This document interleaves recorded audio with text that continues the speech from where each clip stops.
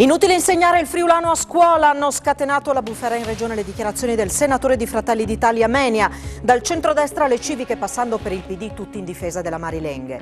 Il 2023 porterà Udine l'aumento delle tariffe per le mense scolastiche, inevitabile a causa dei rincari, spiega il sindaco Fontanini, che però rassicura saranno incrementi contenuti. Mai così tanti virus in circolazione in contemporanea come in questa stagione, un ingorgo che blocca in casa persone di ogni età, diverse le patologie che si confondono con il Covid e poi la classica influenza. Attenzione alta sul dissesto idrogeologico dopo la tragedia di Ischia, mappatura della protezione civile anche in Friuli Venezia Giulia, Prealpi Carniche e Giulia a rischio, allerta anche per le località costiere. Dopo il tris mondiale per Giada Rossi può arrivare la svolta della carriera sportiva, l'apertura di gruppi sportivi delle forze armate, anche agli atleti paralimpici, la fa sperare in un futuro da atleta professionista.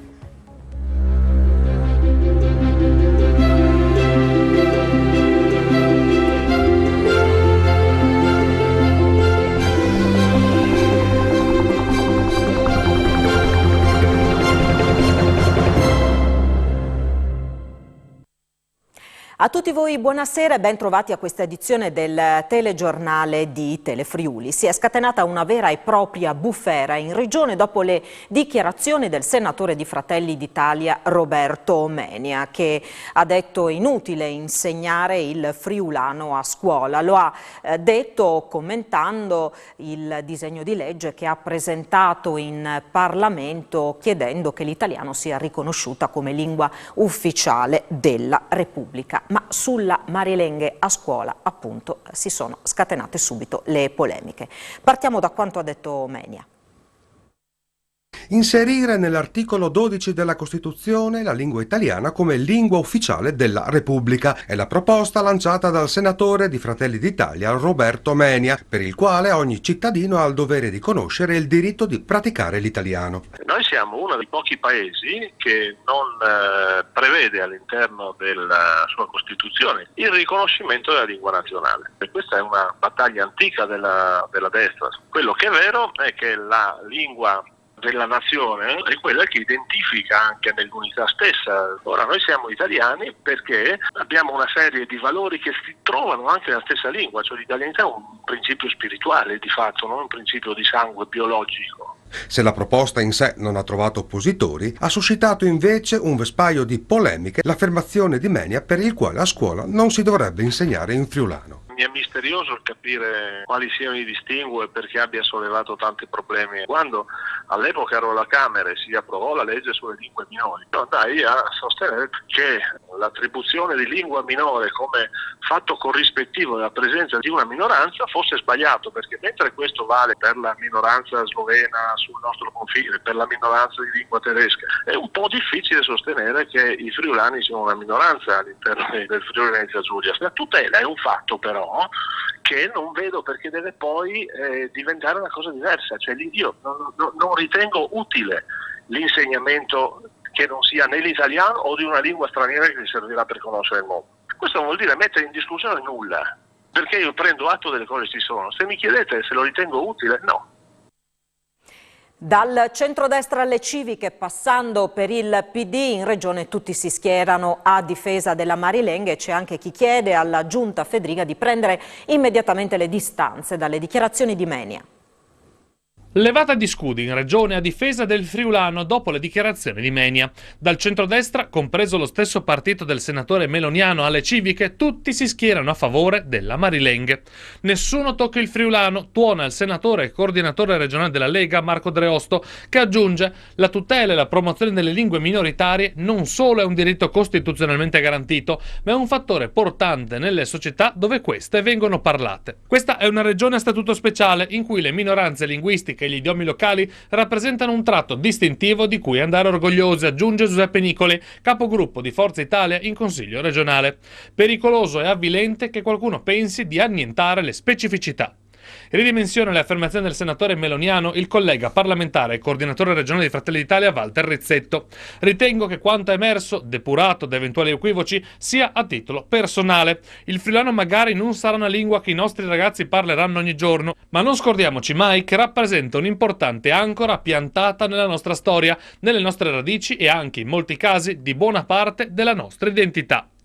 La proposta di legge è inquinata alle radici da un pregiudizio discriminatorio nei confronti delle lingue minoritarie e quindi delle stesse minoranze, commenta la senatrice del PD Tatiana Rojc. Il senatore Menia, spiega, non vuole statuire il dato di fatto che l'italiano è la lingua ufficiale del nostro paese, vuole alzare steccati contro un inesistente attacco delle lingue minoritarie. Le gravissime dichiarazioni del senatore Menia, afferma il capogruppo del Patto per l'Autonomia Massimo Moretuzzo, fanno parte dell'ideologia nazionalista e sovranista che ha caratterizzato campagna elettorale ai primi mesi del governo Meloni. Moretuzzo annuncia la presentazione di una mozione nel gruppo consigliare per chiedere che la giunta Fedriga prenda immediatamente le distanze dalle dichiarazioni di Menia. A difendere il friulano è l'assessore all'autonomia locale per Paolo Loberti, il quale ricorda che la presenza di 4 lingue in regione è un valore aggiunto da preservare. Restiamo tra i banchi, ma per un'altra questione. Il 2023 porterà a Udine l'aumento delle tariffe per le mense scolastiche. Inevitabile, dati i rincari, spiega il sindaco Fontanini, che però rassicura saranno comunque aumenti contenuti. Il rincaro dell'energia e delle materie prime induce il Comune di Udine a rivedere per il prossimo anno le tariffe per le mense scolastiche. Al momento non si conoscono le percentuali degli aumenti, bisognerà attendere le valutazioni degli uffici comunali in base anche alle necessità di chi ha in appalto il servizio di distribuzione dei pasti nelle scuole cittadine. Stiamo verificando qual è l'aumento che le imprese che forniscono i pasti hanno chiesto alla nostra amministrazione, quindi probabilmente ci sarà lì qualche piccolo aumento per adeguarci in pratica a quanto ci hanno chiesto in più coloro che forniscono i pasti, ma ripeto, le tariffe sono molto basse perché stiamo parlando di 4,5 € a pasto, poi ci sono le agevolazioni, chi ha redditi molto bassi paga un 30% di questo costo, quindi veramente veniamo incontro a tante situazioni difficili, ma in ogni caso qualche piccolo adeguamento lì lo dovremo fare. Sulla luce le cose sono migliorate decisamente, però il gas ancora purtroppo impone un sacrificio forte alle casse comunali. In ogni caso noi assicuriamo il riscaldamento, in particolare alle scuole, agli asili, che sono i luoghi più sensibili, perché abbiamo già messo a bilancio le somme necessarie per queste spese. E a proposito di mense, aveva proposto pasti troppo generosi. Il TAR del Friuli Venezia Giulia ribalta il risultato della gara per la ristorazione scolastica del comune di Fagagna ed esclude la multinazionale francese. Pasti troppo abbondanti per i bambini di Fagagna. Il TAR del Friuli Venezia Giulia esclude la multinazionale francese dalla gara per la ristorazione scolastica del comune e fa vincere la concorrente, una multinazionale tedesca. Protagonista della vicenda è la Elior Ristorazione, parte di Elio Group con sede a Parigi, che aveva vinto l'appalto superando la concorrente di un terzo di punto. Contro l'assegnazione aveva fatto ricorso la Dussmann Service dell'omonimo gruppo berlinese, sostenendo tra l'altro che la Elior aveva proposto pasti con una grammatura superiore agli standard. Il giudice amministrativo le ha dato ragione. Gli standard, dice la sentenza, rispondono all'interesse pubblico della corretta nutrizione degli alunni e un eccesso di cibo lede tale interesse, considerato che l'aumento dell'incidenza di sovrappeso ed obesità infantile è un dato indiscutibile ed allarmante. E chi ha dei figli che frequentano le scuole sa che in questi giorni le classi sono dimezzate. Tanti i bambini bloccati a casa a causa dell'influenza, tanti anche gli adulti che non vanno al lavoro in questi giorni. Gli esperti spiegano che mai come in questa stagione ci sono stati così tanti virus in circolazione in contemporanea. Alcune patologie peraltro possono essere confuse con il Covid, poi c'è la classica influenza. Adulti ammalati e costretti a casa e classi decimate a causa di sindromi influenzali. C'è molta più patologia influenzale del solito per la stagione, soprattutto tra i bambini, commenta Paolo Lubrano, segretario della Federazione Italiana Medici Pediatri di Udine. Stanno circolando le più comuni riniti, il virus respiratorio sinciziale che provoca bronchioliti, i virus polmonari come il metapneumovirus, la malattia mani-piedi-bocca e qualche caso di scarlattina e tonsillite da streptococco. A questi si aggiunge anche qualche caso di Covid, che però è più frequente negli adulti. Dal suo osservatorio il presidente dell'Ordine dei Medici di Udine, Gianluigi Tiberio, che svolge la professione di medico di base, rileva un incremento di casi di Covid rispetto alla scorsa settimana. Su una sessantina di persone visitate lunedì mattina in ambulatorio, spiega Tiberio, ho rilevato una trentina di forme virali delle prime vie aeree, tra queste una decina è risultata derivare dal Covid. In questo periodo continua a circolare anche il virus influenzale vero e proprio. Non si è mai fermato nemmeno in estate, afferma Pierlanfranco D'Agaro, direttore dell'unità clinica operativa di igiene e medicina preventiva dell'Università di Trieste e Asugi. Tra maggio e ottobre di quest'anno abbiamo avuto una cinquantina di casi concentrati soprattutto nelle prime fasce d'età, i più numerosi, una dozzina, tra i 10 e i 19 anni. Segni caratteristici con tampone negativo per Covid sono febbre alta, dolori alle articolazioni e sintomi respiratori. Dopo la frana che ha causato distruzione e morte a Ischia, il livello di attenzione sul rischio idrogeologico si è alzato anche in Friuli Venezia Giulia. Mappate dai tecnici della Protezione Civile regionale le aree maggiormente a rischio, che sono le prealpi Carniche e Giulie, e le località che si affacciano sulla costa. Prealpi Carniche e Giulie, ma anche tutta la costa. Sono queste le aree mappate dai tecnici e ingegneri della Protezione Civile del Friuli Venezia Giulia come quelle maggiormente a rischio dal punto di vista idrogeologico. Dopo la frana che ha seminato distruzione e morte ad Ischia, il livello di attenzione, come confermato dal direttore della Protezione Civile Amedeo Aristei, si è alzato nella nostra regione. Quello che è successo a Ischia insegna che non bisogna mai sottovalutare i pericoli che sono insiti in queste manifestazioni della natura, perché anche nella nostra regione, nonostante gli investimenti che sono stati fatti e quindi tutto ciò che è stato messo in sicurezza, eventi così violenti e così repentini possono comunque creare situazioni di pericolo per la popolazione. Il pool di tecnici è in continua attività nel monitoraggio dei fenomeni, perché noi abbiamo una sala operativa che consente di monitorare H24 i fenomeni più intensi che interessano la nostra regione, e naturalmente questo permette di mettere in campo immediatamente tutte le azioni che possono essere conseguenti a un evento calamitoso per limitarne i suoi effetti. E a 20 anni dall'alluvione che colpì pesantemente Pordenone, la città ha voluto ricordare quei tragici fatti con le voci dei protagonisti e anche assegnare le targhe di ringraziamento a quanti si impegnarono nei soccorsi. L'acqua che invade e cambia la città, la paura della gente, le decisioni delle istituzioni, 4.000 alluvionati, oltre 1.000 sfollati. 20 anni dopo Pordenone ha ricordato i tragici fatti del 26 e 27 novembre 2002 in una serata organizzata al Teatro Verdi da Comune e Messaggero Veneto. Immagini, testimonianze, soluzioni per il futuro, ma soprattutto ricordi.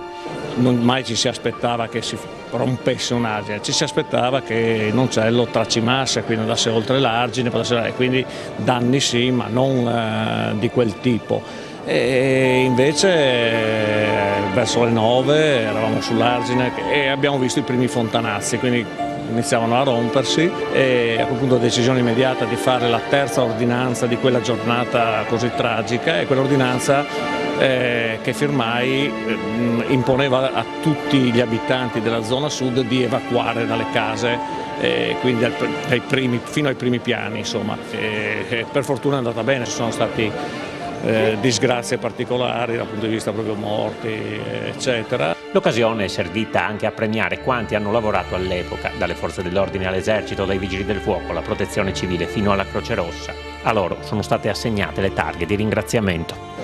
È una giornata intanto che fa riflettere, noi non dobbiamo mai dimenticarci di quello che è accaduto e far tesoro e anche esaminare quello che è successo nel corso di questi 20 anni, perché da quell'esperienza sicuramente abbiamo imparato, siamo cresciuti, abbiamo investito. Dalla crisi Wärtsilä alle difficoltà che riguardano Electrolux, il presidente della regione Massimiliano Fedriga oggi ha parlato delle situazioni di difficoltà sul fronte dell'economia e del lavoro. Siamo consapevoli della situazione internazionale difficile, ha detto Fedriga, che però ha anche richiamato alla responsabilità sociale d'impresa. C'è una linea sottile che collega lo stabilimento Wärtsilä di San Dorligo, dove sono a rischio 400 posti di lavoro diretti e altrettanti indiretti, e Porcia, dove Electrolux ha annunciato 76 esuberi, e un filo che porta in Svezia, alla porta della famiglia Wallenberg, proprietaria della holding che possiede entrambi i gruppi. La regione sta monitorando attentamente la situazione. Si stanno facendo dei passi avanti, seppur ovviamente ancora nell'incertezza di una scelta avventata fatta sicuramente dalla multinazionali. Su questo continuiamo a negoziare, sono ottimista sulle capacità attrattive anche dei siti industriali e su questo continuiamo a lavorare, ovviamente anche con la notizia di qualche giorno addietro di Electrolux, che stiamo ovviamente monitorando con grande attenzione, sulla quale chiediamo delle risposte, capendo anche la situazione economica internazionale difficile, ma delle risposte dalla parte imprenditoriale che non si può essere imprenditori soltanto quando le cose vanno molto bene, bisogna saper superare le difficoltà, le istituzioni sono disponibili ad aiutare in questi momenti, però ci deve essere una responsabilità sociale delle imprese. Per quanto concerne le tematiche nazionali, invece, Fedriga ha rilevato come la questione POS sia un non tema e come invece ci sia la necessità di ridurre i costi per i commercianti e le imprese. Infine, sulla possibilità che il governo chieda risorse alla regione Friuli Venezia Giulia. Noi abbiamo siglato un patto. Abbiamo siglato un patto molto chiaro che dura 5 anni e quindi sono ottimista. E a proposito di Wärtsilä, è ancora in corso il tavolo al Ministero dello Sviluppo Economico sul futuro dello stabilimento di San Dorligo. La proprietà vuole chiudere una parte della produzione con 450 esuberi, il doppio contando l'indotto. Sindacati, regione e governo invece chiedono alla società finlandese di mantenere la produzione a tutto il 2023 per trovare un acquirente per lo stabilimento che produce motori a 4 tempi. Oggi potrebbe esserci anche la firma di un accordo, anche se permane un clima di grande incertezza e tensione. Torniamo a Udine, nuovi controlli antidroga sul territorio, ancora sequestri di stupefacente e anche un arresto. Era pronta per essere spacciata, in totale 43 grammi di cocaina frazionati in 49 dosi, 12 grammi di hashish. Lo stupefacente però è stato sequestrato dalla Polizia di Stato di Udine, che durante un controllo in un'area verde in via Cormoro Basso ha notato un gruppetto di persone che, visti gli agenti, si è allontanato prendendo direzioni diverse. Un giovane che è stato bloccato è stato visto lanciare a terra, tra l'altro, un involucro in celofan all'interno del quale sono state rinvenute 19 dosi tra cocaina e hashish.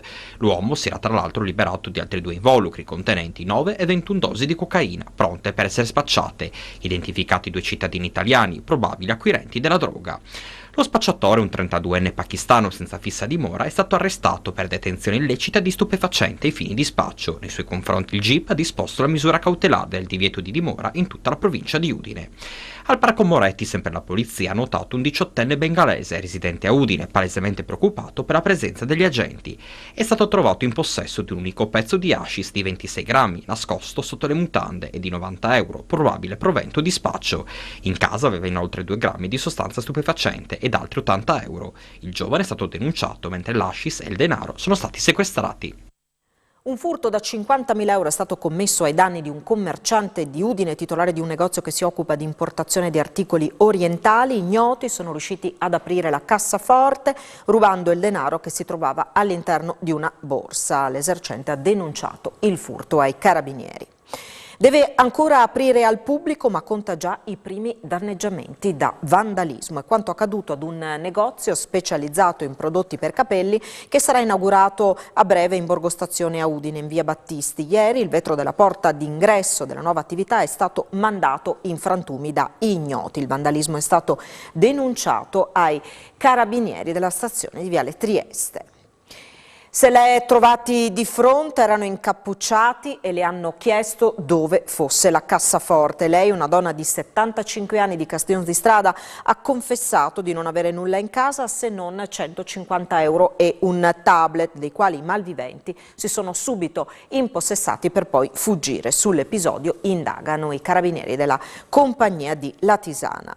Un agricoltore di Tavagnacco ha invece denunciato ai carabinieri di Feletto il furto di 200 litri di gasolio agricolo dalla sua azienda, un danno da 300 euro. A San Leonardo invece si è verificato un furto in abitazione, è stata sottratta una borsetta con 250 euro, episodio che è stato segnalato ai carabinieri di San Pietro al Natisone.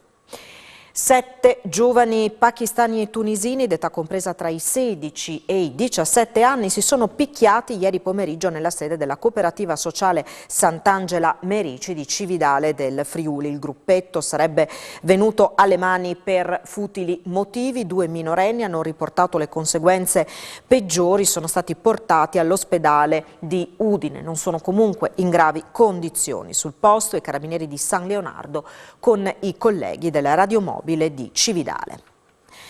Il giorno dopo l'affondo del sindaco di Povoletto, a seguito dell'intervento dei NAS nella struttura di accoglienza di Grions, interviene il presidente della cooperativa Edis, che si occupa di gestione di migranti. Ci facciamo carico dei minori, ha detto il presidente, che altrimenti non avrebbero una sistemazione. È in corso una battaglia contro di loro, dice: noi siamo trasparenti, chi vuole venire a vedere in che condizioni vivono può venirlo a vedere di persona. Sentiamo. Presidente Lisco, ieri nel nostro telegiornale il sindaco di Povoletto ha manifestato le sue preoccupazioni rispetto alla struttura dove sono ospitate una ventina di migranti accompagnati minori. Non riesco a comprendere la preoccupazione, anche perché del sindaco, il quale non ci ha mai manifestato questa preoccupazione. La sua unica e vera preoccupazione è stata quella di chiedere un intervento dei NAS. I locali erano sporchi o no? Allora, i locali sinceramente intanto dobbiamo suddividere in due parti. I locali sono i locali gestiti da noi, sono un albergo, noi non gestiamo alberghi, noi abbiamo un rapporto di puro e mero albergaggio con la struttura proprietaria o comunque gestrice, per cui noi ci dobbiamo occupare solo di quegli spazi che noi utilizziamo. Naturalmente abbiamo ravvisato una certa disattenzione da parte del gestore e quindi siamo intervenuti, noi abbiamo rimesso a posto tutto quanto. L'azienda sanitaria è venuta lì sul posto, quindi se ci fosse stato qualche cosa di problematico, l'altro ieri quando è venuta a fare lo screening l'azienda sanitaria l'avrebbe segnalato. Secondo lei è iniziata una battaglia contro queste strutture? Ma secondo me è una grossa battaglia inaudita, perché io non riesco a comprendere come si possa pensare di maltrattare dei ragazzi, dei minori, fra l'altro di bassa età, quindi 14, 15, 16 anni, e che in realtà erano un numero di, oggi sono 18. Li mettiamo lì perché sono in mezzo alla strada e l'unica possibilità è ricoverarli lì fino a quando non troviamo un posto idoneo per poterli collocare in via definitiva. Il sindaco dice che ci sono state delle insofferenze da parte dei cittadini che riferiscono di aver avuto delle intrusioni negli orti e c'è stato un aumento dei furti, ma io non ho ricevuto alcuna denuncia. Poi non abbiamo ricevuto nessuna protesta diretta.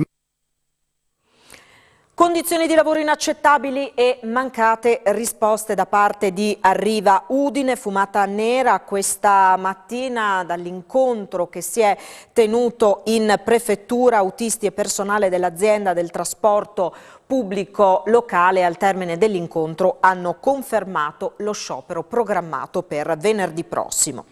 Il tema della transizione ecologica sarà approfondito venerdì pomeriggio a Udine a Palazzo Torriani con Stefano Venier, dallo scorso aprile amministratore delegato di SNAM. A partire dalle 17:30 sarà intervistato da Anna Mareschi Danieli, vicepresidente di Confindustria Udine.